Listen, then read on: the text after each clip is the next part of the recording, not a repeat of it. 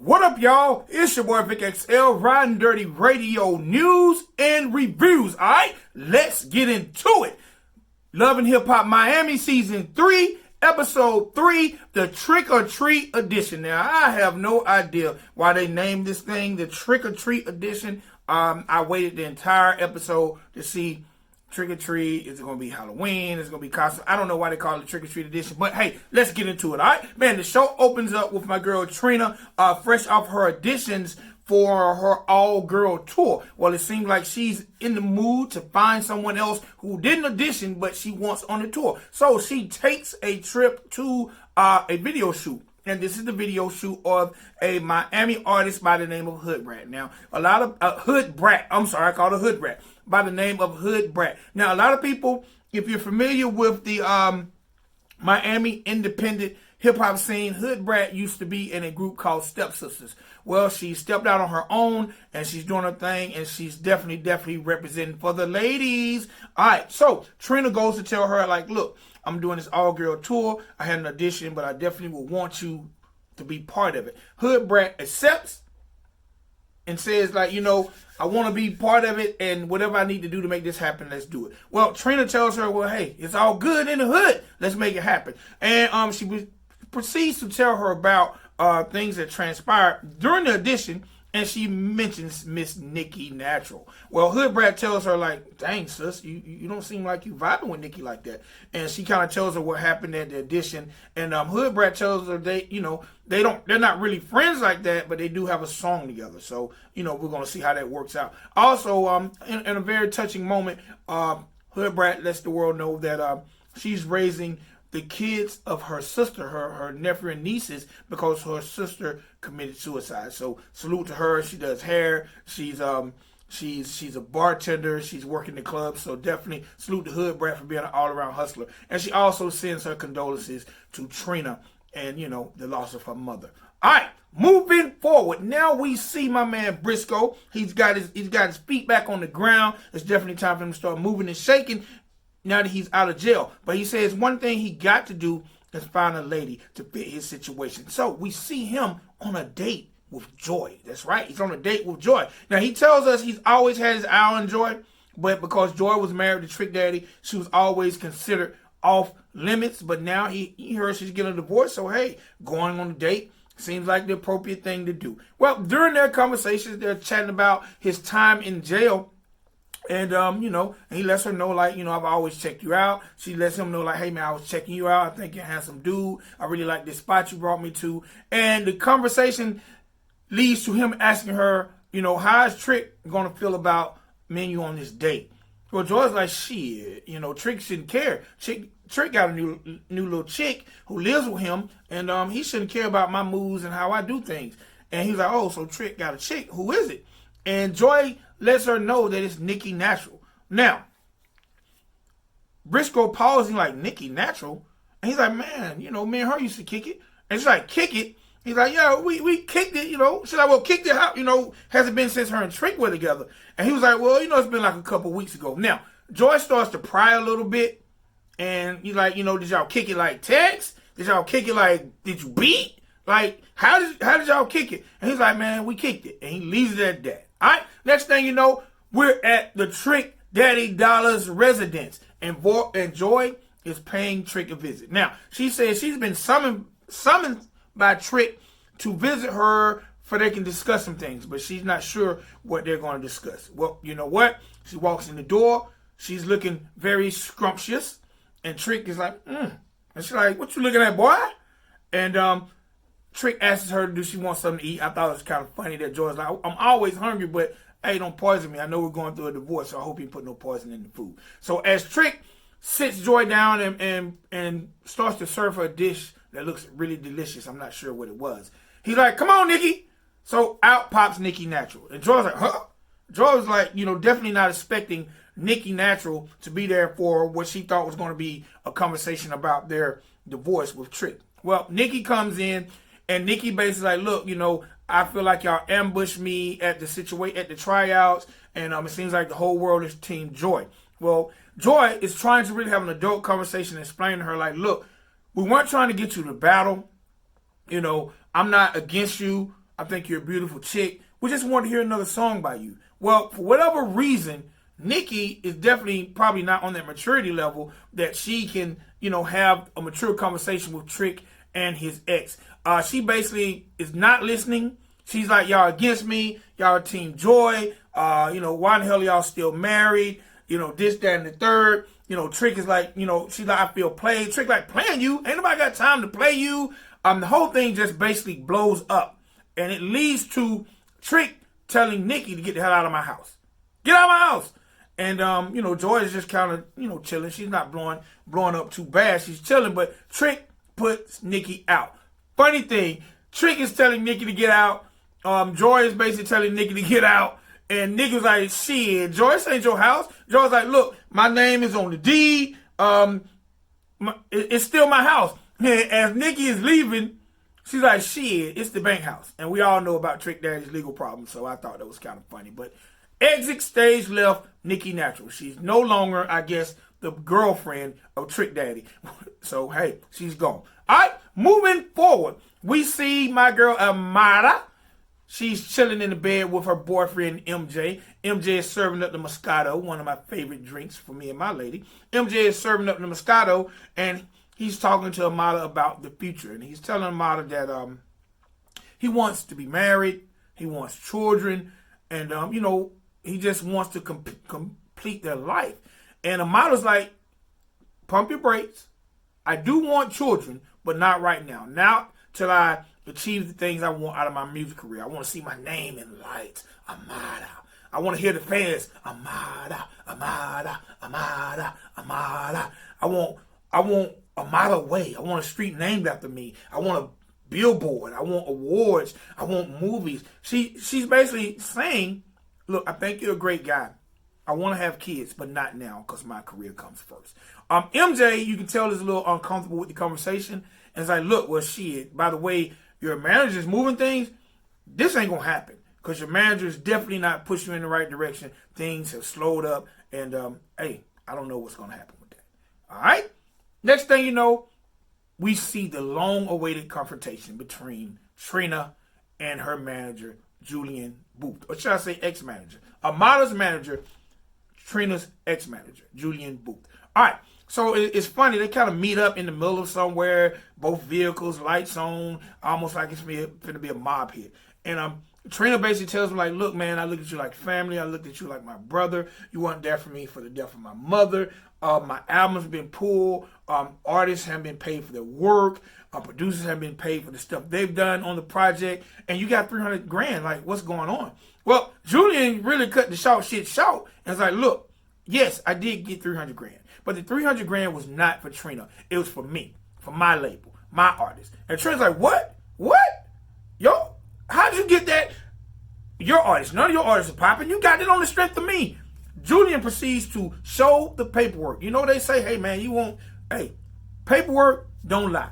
Julian pulls out the contract and shows her that the contract is to Julian and his record label with no mention of Trina. So, like I said, Julian cut the short, showed Trina the paperwork, and Trina basically jumps in her vehicle, leaves pissed off, but hey, obviously Julian wasn't stealing because once the paperwork came out, Trina's like, you didn't mention no paperwork, you didn't mention any of this. I feel like you got it on the strength of me, but hey, it is what it is. Trina's name is not on the contract. Trina's name is not in the paperwork, so I guess we ain't gonna hear nothing else about Julian stealing no $300,000. All right? Cool. Now, one of my favorite characters, I'm glad to see her on the show. We see my girl Sukihana. And Sukihana is out in the streets with Chaotic, who it seems like they keep plugging Chaotic here and there. But Sukihana is out in the streets. Sukihana is a big Instagram star. And she's in some area where it seems to be a lot of older white men saying it's Sukihana with the good coochie. And I'm going to get somebody granddaddy today. And she's doing her comical type of Instagram thing with Chaotic. Up walks Miami Tip. And they basically excuse Chaotic like, shoo boy. Chaotic leaves and Miami Tip sit down to have a serious business meeting. All right, now this confuses me because I know Miami Tip is an active artist. Well, Miami Tip is now trying to interject herself to be Sukihana's manager. She's telling Sukihana that, we definitely want to transition you the Instagram success is great, but we want to transition you into the music world. And Miami Tip is definitely bringing some good stuff to the table because she's like, look, from my previous experiences, from bad deals, and the way I was treated as an artist, I think I can help you avoid some of those pitfalls. Let's just make sure we strategically take all the right steps to get you to success. So it appears that Miami Tip is going to be Sukihana's manager. The only thing, like I say, this kind of feels unnatural to me because I know Miami Tip is an active artist, definitely doing her thing. So I guess now she's going to be artist/manager. Well, I do know in the music industry that doesn't really work, but we're going to keep you guys posted. I don't know if that's just a way to keep Miami Tip in the storyline. I'm not sure, but definitely, I think Sukihana has a future in reality TV as well as an artist. So we're going to keep you posted. And I'm a Miami Tip fan. So if she's transitioning over to the management side of things, I think she has enough experience because she's wrote a book. She's been an exotic dancer, a stripper. She's done that. She's been an artist. So I definitely think she has the experience to help guide an artist in the right direction, especially if she's going to put her music career on the back burner. All right. Hello, Miss Jocelyn Hernandez is in the building. We see her. She's at dance rehearsal, and her new beau, Ballistic Beats, walks in. And it's just a little brief conversation. He says he's bringing her some positive energy. He's at her dance rehearsal, and just to kind of ask her where her head's at now that they're back in Miami, and how she hopes things will work out and things will be, and the conversation is really, really cool because she just seems like she blames everything on Atlanta. So in the conversation, Ballistic tells her, now look, Prima Donna's down here. She's like, Prima Piggy? He's like, Prima Donna. He's like, Prima Piggy? And Ballistic is kind of bewildered because he's like, who the hell is Prima Piggy? He's like, oh, Prima Donna. Me and her, we don't really get along. I don't like that fat B, and whatever the case may be. So even though Jocelyn is saying in Miami, it's going to be positive vibe, we definitely see the setup of the beef, the continued beef between her and Prima Donna that will stem from Love and Hip Hop in Atlanta. It don't seem like they really have a place for Jocelyn in this year, too. I'm sure they just got her on the show for some ratings, but it's all cool. All right, one time for Ballistic Beats, man. Definitely doing his thing, stepping in as the boyfriend. All right, moving forward. We see my girl Nikki. She's headed to the bar, and she's there to visit Hood Brat. Now, Hood Brat just told Trina that her and Nikki are not really cool. They done a song together. But hey, we see Nikki Natural walk into the bar. Hood Brat is the bartender. And it's like, hey, sis, what up, sis? They're talking. And Nikki proceeds to tell Hood Brat about how she was put out of Trick's home and how she felt ganged up on by Joy. But she also mentions in the conversation that Joy told her in front of Trick that I heard you slept with Briscoe. Yeah, she mentioned that. Now, I think Joy was dropping a little salt. And for someone who don't seem to have beef with Nikki and don't want Trick, she definitely dropped that salt during that conversation. So Nikki is telling Hood Brat, like, hey, man, I don't know why this dude would say that. And Hood Brat was like, did you sleep with him? And Nikki's like, look, I'm celibate. You celibate, you get all you want. I ain't got to give this body, and I'm getting, you know what I'm saying?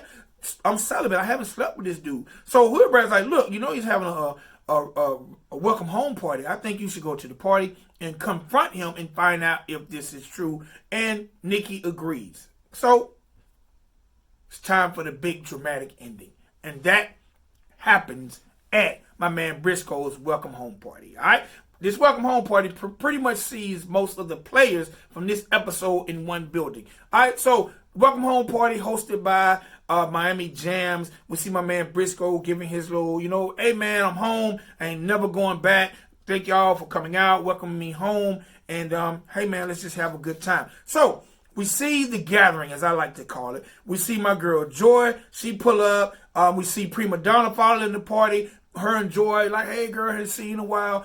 Prima Donna lets us know she's back on the scene. She's going to be promoting her cookware, her seasoning, her waist, whatever the hell you call those things, the waist slimmers. So her and Joy are kicking it in a booth, and in walks Amada and MJ. Well, they welcome them to the party, and hey man, it is what it is. All of a sudden, we see my girl Shay. Shay walks up. Now, we haven't seen Shay since episode 1. Shay pretty much tells Amada, look, I haven't really talked to you. I'm still upset because of you trying to be JoJo's friend again. Amada's like, look, girl, I'm not trying to be JoJo's friend. I was just trying to get some closure. I don't really understand why you're in your feelings about it. Me personally, I don't know why in the hell Shay is so mad about a woman being friends with another woman. She's still mad as hell, and she leaves. She don't leave the club, but she actually leaves the area because she's upset, and her Amada kind of gets into an argument, and MJ kind of gets in between, like, look, you ladies needs to figure this out. Y'all are friends as a sisterhood. Let's just work this out. But Shay kind of goes over to the bar to do her own thing. We also see my girl Chameleon. Shout out to Chameleon. She has a song, Twerk for Jesus. She's in the gathering, as I call it, in the booth, and she's telling them about her song, Twerk for Jesus, and everybody kind of like, twerk for Jesus? Which is the way I felt when I heard the song. And she's like, yeah, girl, you know, when you twerk, you got to be twerking for Jesus. Jesus the one gave it to me, this, that, and the third. And they kind of just brush her off. I think that was just a great way to promote her single, Twerk for Jesus. We see Miami Tip roll up, and here comes the drama. All right, Briscoe steps off stage. He's talking to Joy. He's telling Joy, she look good. She's like, Briscoe, you look kind of good too, boy. They sit down, they doing their 1-2 thing, they're chopping it up, and in walks Nikki Natural. All right, Nikki Natural proceeds to walk up to the table like, Briscoe, can I holler at you? And Briscoe like, what's up? She like, you want to do it right here, or can I holler at you? Joy's kind of got that look in her face like, what's this about to be? Briscoe like, we can chop it up right here. So Briscoe, she's like, Briscoe, so did you tell Joy we slept together? Did you tell Joy we slept together? Now, Briscoe is not trying to really blow up the spot. Joy's kind of got that look on her face. Briscoe's like, nah. She's like, did you, let me reiterate, did you tell her you smashed? By this time, Joy steps in. She's like, look, Briscoe, I don't want to make it seem like you lied. Maybe I was a little confused. I asked you, you know, did y'all smash? You didn't say yes. You didn't say no. You really didn't answer. And I kind of just took it like that. So, again, Nikki looks Briscoe dead in the eye to eye. Even though Trick Daddy has said, I've known Joy for 20 years. She ain't got no reason to lie. Briscoe is real street certified. He ain't got no reason to lie. And Briscoe looks at Nikki Natural, and I'm sitting by my TV like, and he's like, no, I did not say we smashed. So, there you have it. Briscoe has not smashed Nikki Natural. Joy just took that shit and ran with it. I don't know why, but she did. So, I definitely respect Briscoe for not blowing up the spot. I definitely respect Nikki Natural for not making this a bigger deal. But Joy just took a situation. You know how guys do. We don't say yes. We don't say no. We just kind of leave it in the air, and she just ran with it. So, there you have it. Briscoe did not smash Nikki Natural. All right. Now it's time for the conclusion. We got my man MJ. He's chilling with Amada. He's trying to comfort her after her little confrontation with Shay. And up walks Julian, Amada's manager. And MJ's like, look, man, I need to holler at you. I got some things to tell you that I don't think Amada's gonna talk to you about. He asked Amada, could they have the moment alone? Amada leaves. All right, so Amada's took in the cut. She's kind of watching, trying to figure out what the hell's going on. So MJ and Julian is having this conversation. Like, look, bro, her career is stalling. I don't know what the hell you're doing. You know, we hear these rumors about you and Trina in the street. And, bro, I'm trying to have a family. I'm trying to be married. And, you know, hey, man, I feel like you're kind of in the way. My man Julian mans up like, bro, check this out. First of all, Amada's my artist, and you're her having a baby. That's no way, no how. Not on my watch, play out. Now, I don't understand when the hell a manager was able to tell an artist when and when they can't have a baby. That's crazy. Julian, you tripping. But he's like, not on my watch. Matter of fact, Julian kind of seems like he got a crush on the model. He's like, not on my watch. And MJ's like, bro, I'm her boyfriend. I'm her man. Not you, not her mama. Can't nobody stand in my way. I'm going to marry this chick. I love her. We're going to have a family. And Julian is adamant like, bro, not on my watch. Ain't finna be no babies. Ain't finna be that playhouse. None of that stuff you're doing. Matter of fact, why are you talking to me? Amada needs to be talking to me. You shouldn't be even in this. You're not an artist. She's my artist. Step off. Man, MJ is really pissed. Now MJ is like, bro, you know, now he's enraged. And you know how guys get when they get enraged. They start dropping that pillow talk. And he's like, bro, when you tried to creep up in the bed with her drunk, it was rubbing her legs. Julian's looking like, what? Yeah. You got him, Julian. MJ is in his feelings. He feel like he done blocked him, and my man done straight snitched his girl out on something they talked about, obviously, in a private conversation. Ladies, don't do that. Stop telling people what you and your guy talking about. And guys, stop getting emotional and telling stuff you and your ladies talk about. That's just my little PSA. But this is an argument. I actually thought MJ was going to sock him, but he didn't. But that's how the show ends. MJ, Julian arguing basically about Amada's career. And Amada, she's over in the cut, hyperventilating. If you want me to be honest, I think this is a cry for attention because she can't see what's going on in the conversation.